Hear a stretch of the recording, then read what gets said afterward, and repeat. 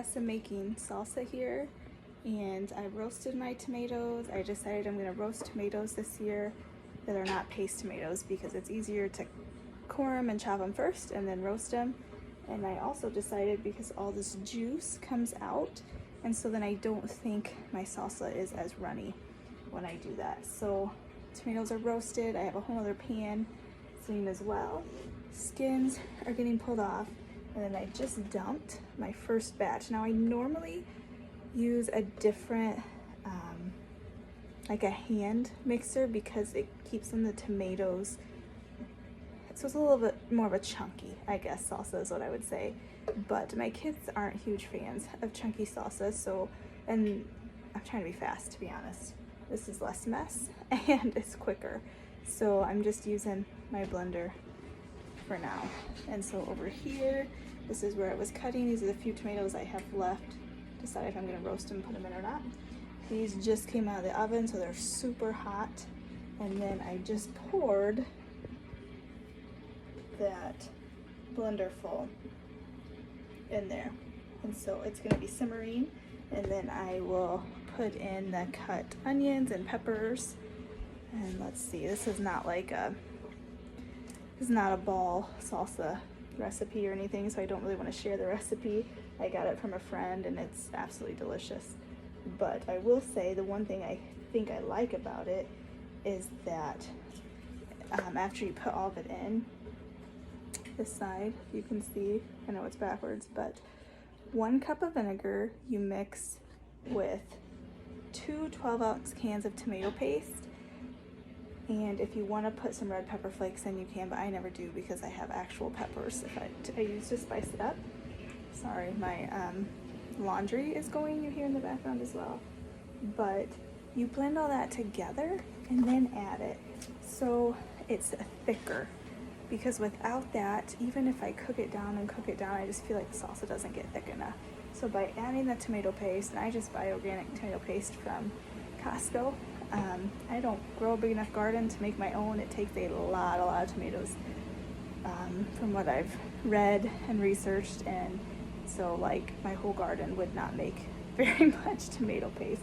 So that's just something I buy. It's not needed, but in this recipe it does call for that, and my kids like it a little bit thicker but not chunky, if that makes sense. So this is the process. Like I said, I'm going to get back to peeling about half of this sheet pan.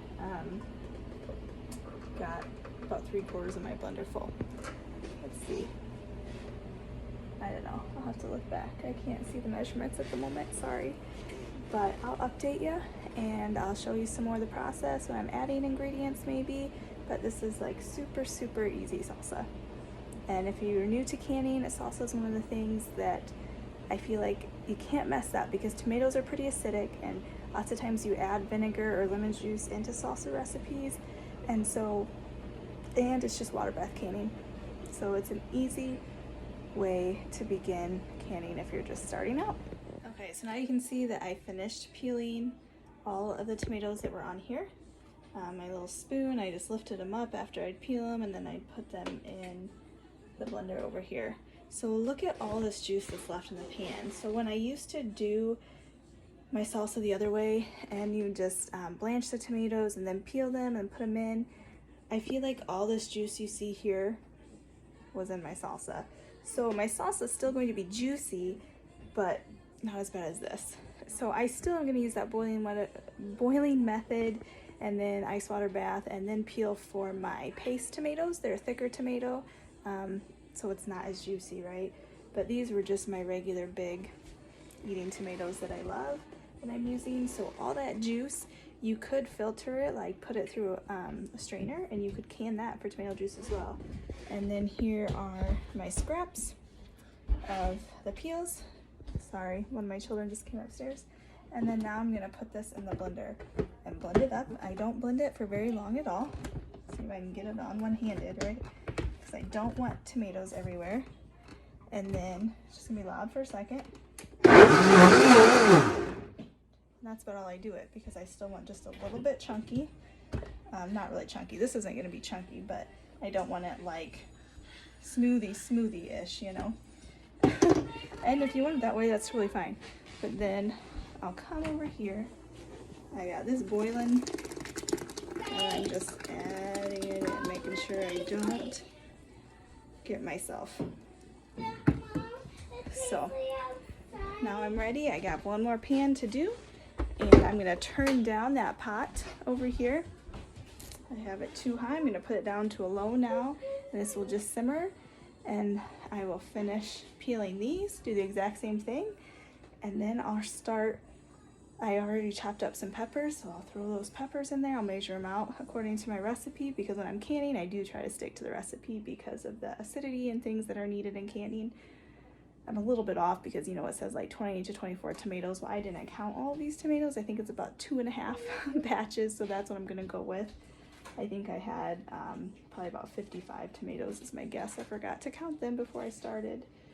And yeah, so I'll show you what it looks like when I get all my peppers and onions and garlic all in there together.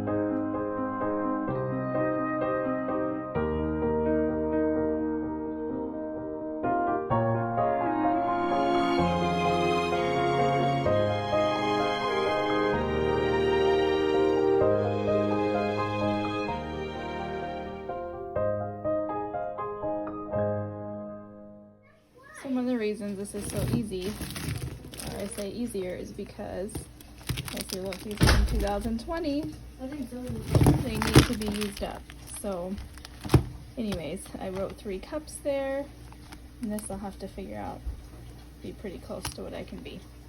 But now I can just throw these in there, and I don't have to practice and take a long time chopping. I'll teach you a quick hack if you don't know. There'll be stuff in the background, but tomato paste, if you cut both sides, then you can take one side off, one lid off, carefully, right?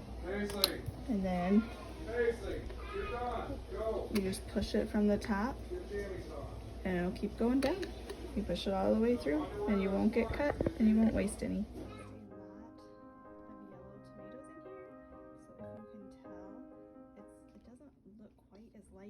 On the video as it does in person, but now I mixed up my vinegar and tomato paste. I'm gonna carefully dump this in, about half of it. Sorry. And then I'm gonna stir it up. And I'm going to dump the other half back in, and you're going to see it's going to change to a much deeper red as I keep adding that in, and it's going to get thicker and thicker. So this has been on the stove about 2 hours, and once I put this in, I'm gonna have it cook. See how much deeper red it's looking already. I'm going to have it cook at least 30 more minutes, and then I will put it in my jars and do a water bath can on it, and we will have some delicious fresh salsa this winter. I'll let you know how many jars I get from this pot, because that's usually what I try to do. This, like I said, this is about 2.5 times my recipe, but I like to do big batches. If I'm gonna be cutting and making a mess, I might as well do as much as I can.